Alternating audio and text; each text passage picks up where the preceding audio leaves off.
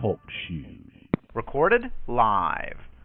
Welcome and thank you for joining us. You're listening to the Beyond 50 radio program. I'm Daniel Davis. On the program, we like to talk about health. That's right, because many of us try to approach health in such a practical way so that we can keep enjoying our lives. At midlife, we find that we look for every practical thing that we can find that will keep us moving forward and feeling healthy. On the program today, we're going to be talking about how we can keep ourselves adjusted and feeling vibrant into our later years. We're going to be joined today with Dr. Troy Dreiling of Zenaptic Chiropractic. He works out of Vancouver, Washington, and he's going to be telling us today about the latest and greatest health technologies that can help keep us vibrant and healthy. Dr. Dreiling, thank you for joining us here on the Beyond 50 radio program today. Well, thank you, Daniel. It's my privilege to be on the show with you today. Now, tell us about Zenaptic Health Technologies. What makes this different from what people are used to hearing about? Well, you know, I've been in practice 20 years now here in Vancouver, and I've seen over 20,000 cases of people who come in with different health issues. And I think one of the things that really makes us different is that we focus on the whole body, on the power that made the body. That's our concept is that the power that made the body will heal the body as long as there's no interference in that system. And Gray's Anatomy says the master system is the central nervous system, which is the brain and the spinal cord. And so our main focus is to how do we release that energy to its full capacity so that the body can function at its best at any age. Doesn't matter if you're 2 years old, 2 days old, or 102 years old. If there's no interference in the body, it will function and express health like it was programmed to. Now, it's interesting when you think about the skeletal system that at times we can actually rupture pathways of energy throughout our body. Tell us about that. Well, that's the whole thing chiropractic was founded on back in 1895 and D.D. Palmer called it tone. And so, which is the same thing you're talking about as energy. But he said the cause of dis-ease in the body is either too much tone or too much energy through a system or not enough.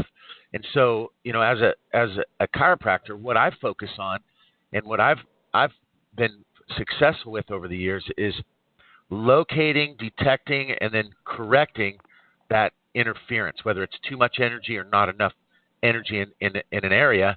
And then when you restore that balance of energy, you actually restore function and healing to that system. Now, it's interesting because people think about chiropractic healthcare, as somebody who kind of straightens out and adjusts the spine, but it's really a lot more than that when you realize the kind of education that a person like you needs to go through to be able to go into practice. And to me, I remember when I first went to go see someone who was in, the industry that you're in, I realized, you guys actually have as much, if not more, education than a common doctor, it seems like. Tell us about that. Yep, you're exactly right. We actually have, depends on which college you go to, but we can have anywhere from 200 to 600 hours more training than the average medical doctor when they get out of medical school. And there's a book that I was reading, and it talks about the history of chiropractic and how they went through the battles with the AMA. But it said in the book, it said the average medical doctor has 2.1 hours of neuromusculoskeletal training. That means the nerves, the muscles, and the skeleton. Yeah, and so I see these people, they go to the average doctor for a neuromusculoskeletal complaint, neck pain, back pain, carpal tunnel, these conditions, and the average doctor's only had 2 hours. When chiropractors, we've had over 4,000 hours of training in neuromusculoskeletal conditions. So it's that we're kind of on the forefront of neuromusculoskeletal conditions. And, there's a great deal of research coming out now about how we can help these things prior to surgery, prior to the medication. Mm-hmm. Now, tell us, why did you, decide to approach healing people from the direction that you do? Well, the first thing, when I was 11 years old, I fell off a three-wheeler, and I knocked the wind out of me. The Not next a big day, wheel, right? Not a big wheel. It was a three-wheeler, with a 120 cc motor. So here I'm 11 years old, and I fall off the back of this thing, land on the concrete, And the next day I couldn't stand up. And my grandmother's neighbor took me to her chiropractor, and he did his chiropractic thing. And, I really never thought about chiropractic because after about a month I was fine. And then I got into high school, and I hurt my shoulder really bad playing football to the point where I couldn't even lift the milk out of the fridge. That's how bad it hurt. And a friend of mine said, "You're going to go to my chiropractor." And so I thought, okay, let's do it. I've worked before. And within a short period of time, I got full use of my shoulder back. And so I just thought chiropractic was fixing neck pain and back pain. And then I was actually going to be a pharmacist. So my grandfather said, that's where the money is. You should go into pharmacy. So I went to Oregon State University, checked it out, and I said, pharmacy school is not for me. So I'm going to be a physical therapist. Because I thought that's what chiropractic did, was physical therapy. Uh-huh. So I go to Eastern Washington University, and at the time I was really into bodybuilding and competing, and I hurt my low back doing deadlifts. And there I am in Cheney, Washington, laying on this chiropractor's table. And he asked me, "What are you going to do?" I said, "Well, I'm going to physical therapy school." And he kind of got upset with me. And he said, "Why don't you be a chiropractor?" He's like, you don't have to get referrals from doctors. You can really help a lot of people, and you're your own boss. And I said, okay, that's for me. So I checked into chiropractic school, and it wasn't until I started getting adjusted regularly, not just getting adjusted because my shoulder hurt or my back hurt or I couldn't stand up. It was I was getting adjusted to promote and express health and through the nerve system. And so this 8-year-old condition of sinus problems that I would get these really bad sinus attacks with sneezing and watery nose and really bad headaches and hot flashes. And the only thing that would help me would be to lay in a room for 2 to 3 hours with a cold compress on my nose, and it would clear up. But it wasn't until I started getting adjusted consistently that my allergy condition actually cleared up. And so when I was studying it in chiropractic school, I said, this is bigger than neck and back pain. And so when I studied, I'd always have the approach there's more to it than just aches and pains. It's about expressing health. Mm-hmm. And I think the more people realize that, not everybody's into it, but more people who realize that you can use chiropractic to help express your full potential, that's where we see some of the miracles happen. Well, and it's really fascinating, too, when you take a look at the kind of work that you do in healthcare. And you really take a holistic approach to how a person is balanced and healthy. And I think it was fascinating that you just said that as you were doing deadlifts, you injured your back. And I couldn't help but think about Bruce Lee, which is exactly what laid him up in traction for, 6 weeks or 3 months, something like that. And, when they had produced a movie where he was in a fight, and that's what actually put him in traction, is that he did improper warm-ups, and he injured his back by doing weights. And then after he was able to heal himself, holistic approach, he was actually a better martial artist than he ever was before.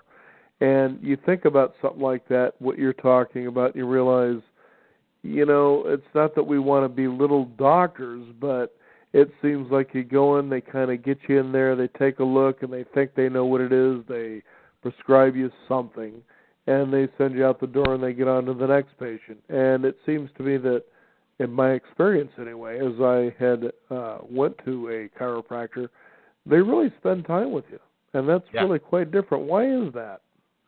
Well, I had a patient yesterday, and she came in from a referral, and I was looking at her history, and neck pain, back pain, just can't sleep, energy, just her whole system is not functioning properly. And I go, okay, we got to find out where's the interference to that energy, because that's the whole basis of chiropractic is where's the interference. And I took her history, and I found out she was on morphine. I said, so how long have you been on morphine? 7 years. My goodness. On morphine. Wow. And I said, okay, so what's that about? She's like, well, I went to Kaiser. Not that I'm picking on Kaiser, but she said, I want to go to a chiropractor, and they said no. She's like, well, I want to try acupuncture. They said no. I want to try another alternative. They told her no. And so, and not that that they're bad people or anything like that. It's just that's their system. It's drugs to alleviate condition, and then if that doesn't work, the next step is surgery. And, more and more people as they get older, my grandparents, they were in their late 80s when they died. When they went to a doctor and the doctor said, need to take your appendix out? They said yes. They didn't question it. Hey, we need to remove your colon or your uterus. Ooh. No question. That happened to my grandmother. They said, hey, you have uterine cancer. We're taking out your uterus. And, nowadays people question that. They go, what's my alternative? And so here's this lady on all these different chemicals. And she said, I said, here's what we're going to look for. Does that make sense how if this is out of alignment, how that can interfere with your function? And it made sense to her. It didn't make sense to be on morphine for 7 years. So, the biggest approach for me is it makes sense once people come in and we do a consultation with them and explain, here's how this thing works. Either they understand it or they don't. And most people, we do a great enough job where they get the concept and they want to move forward and try some healing. Mm-hmm. It's pretty exciting when people come in and they talk with you as they've approached other ways and said, well, I wasn't really so certain about what I was told here. What Right. kind of confidence do you usually share with them that make them decide to try something different? Well, the first thing I always look at is, my case history is designed to pull out information that indicates that they've got a chiropractic problem. And so let's say somebody comes in and they circled their neck and their arm and their back and they've got high blood pressure, or even I ask things like asthma, digestive problems. And whatever it is they circle, I said, I just want to let you know I've helped hundreds of people improve these conditions through natural ways, not, like adjustments. And then we've got some nutritional products we use. One of the big things I use is a product called Wuji Chlorella, which is a single cell algae, which is packed full of vitamins, minerals. It's great for arthritis, pain, inflammation, great for digestion, and actually detoxifying the body because we're so toxic nowadays with the foods we eat and the air we breathe and the chemicals we ingest. So those are the two main things that we really focus on helping people get back on track. Outstanding. Zenaptic. I really like the name there. How was that created? Great. That's a great question. Everybody asks me that. Well, my one of my professors in school, he always said, what is chiropractic? And I gave him this big old long thing, and he said, no, it's the adjustment. I said, okay, chiropractic is the adjustment for what? To reconnect the nerve connections or the synaptic connections. You've heard of synapse before. That's where two nerves will communicate. So that's a synaptic connection. And I said, hey, wait a minute. It's not just that. We got to throw some breathing in there. And some other chiropractor had the word synaptic chiropractic, so I changed it to Zenaptic. I like that because you think of the Japanese culture and Zen. And by the way, the Japanese are the number one in longevity. Yeah. So they're onto a few things. They must be onto quite a few things when you think about it. Yes.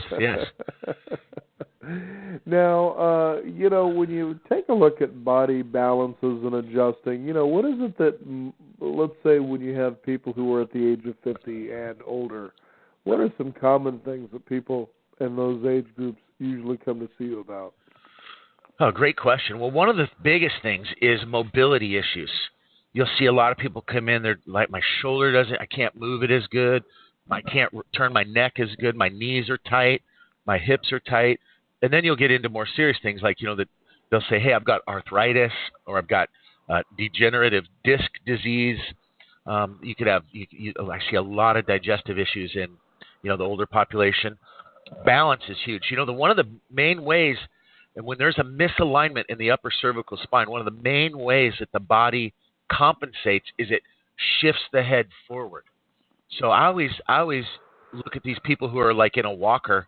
They've got that forward head shift, but a lot of times I've seen people get off of walkers, stop using canes when you unlock the upper cervical spine, because when that upper cervical spine is out of alignment, it blocks the oxygen flow. And so it's subtle, it's not just like, hey, I'm paralyzed all of a sudden. It's a slow breakdown process. It doesn't happen overnight. It's like a cumulative, like radiation. Mm-hmm. So those are some of the main things that I see with people who come into my office. I can't help but when we think about this particular healing way, is that you think of the skeletal system again. And people who think of chiropractic health, they think, well, this is the guy that works on straightening the spine.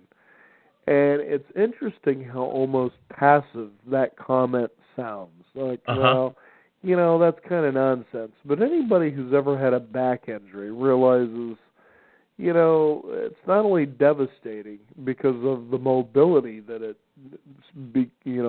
limits, but some of the other things that come into play as well. Now, myself, there was one time that I was wrestling around and I had a back injury to the point where the next morning I couldn't even do something simple like roll over in bed. I mean, It really was just, I was like, wow, this is just incredible. I can't believe that something like this, can affect me so badly. And then you think of the other things, for instance, the mental processes that go on realizing, well, I'm about to bend over here. This kind of bothers me. And the kind of breathing that must come from the trauma that, for instance, goes with that.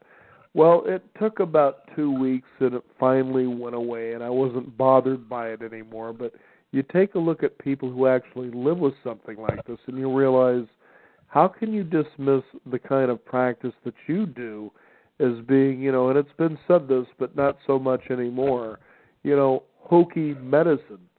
And you realize, well, wait a minute, what's the difference when somebody like you is sort of a hands-on, taking a holistic approach to what's going on to be sure that it's corrected versus going into an office.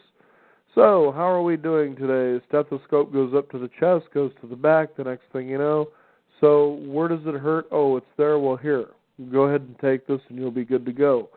And that seems so impersonal. And again, it's not to pick on these people for the way that they practice, but taking a look at, in my experience, someone that is in your practice seems to really be hands-on and, for lack of a better analogy, like a really good sound auto mechanic.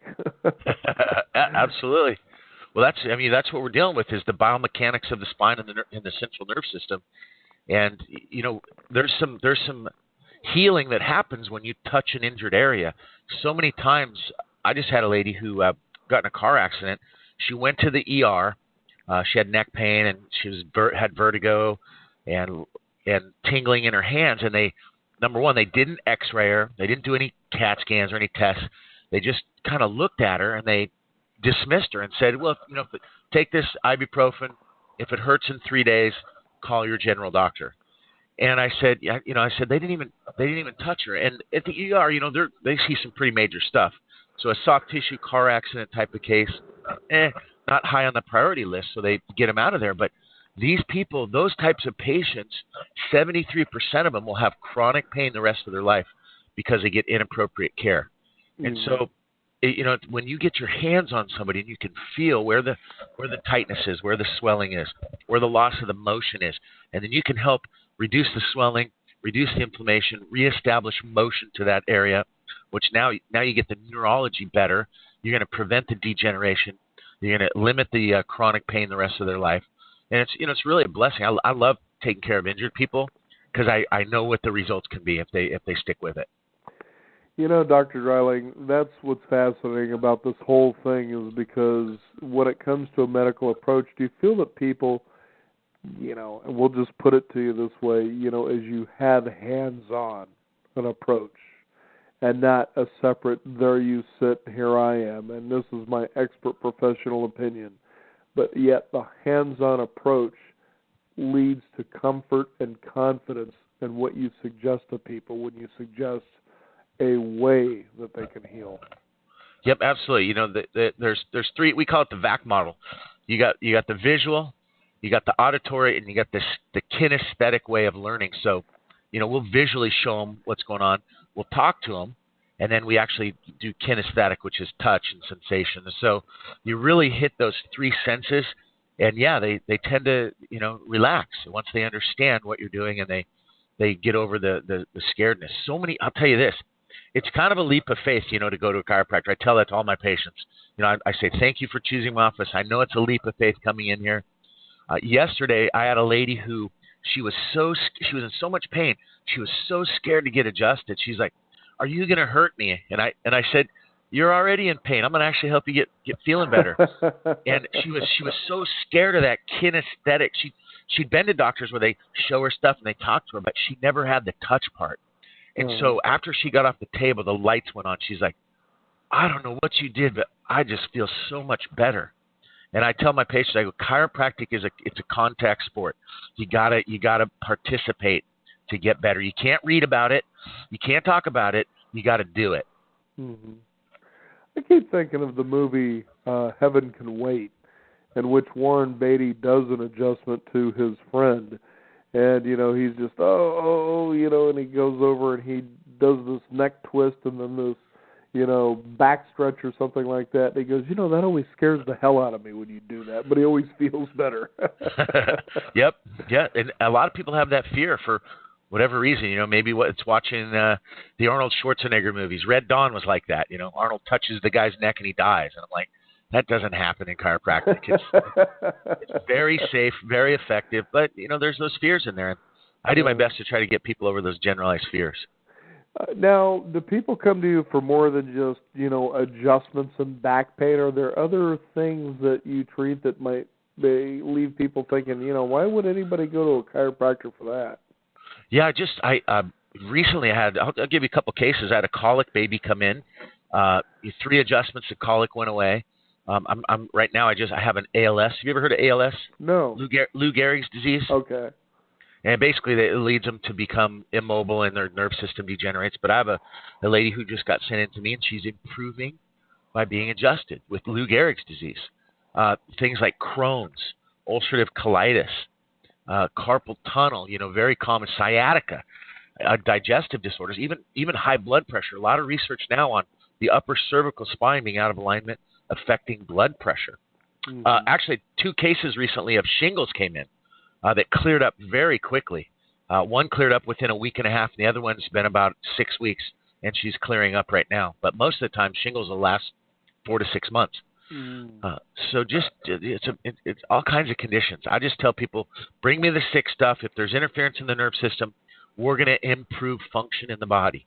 And, one of my mentors, he always said, so many people are focused on the negative. There's all these millions of things going on in your body right now that their body's doing perfectly. And then people will come in and they focus on that one thing, that headache. So what about all these million great things happening and you're focused on the one thing? He said, let's focus on doing more of the good things to the body. And to me, that's what chiropractic is showing them the things. Like I started teaching people, this lady came in yesterday, really bad skin. I said, you need to start skin brushing.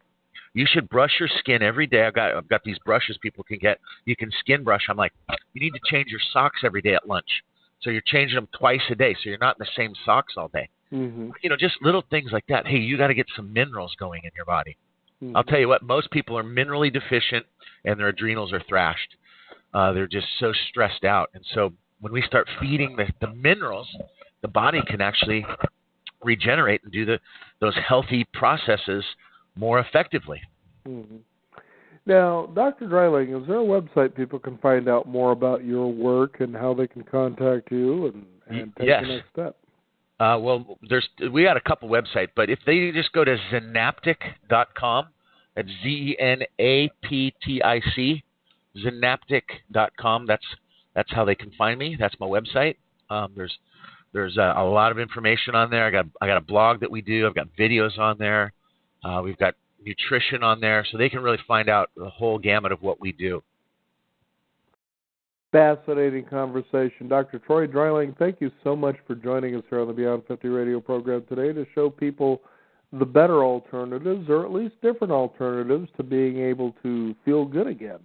Yes. Thanks for having me. I appreciate it, Daniel. Thank you again.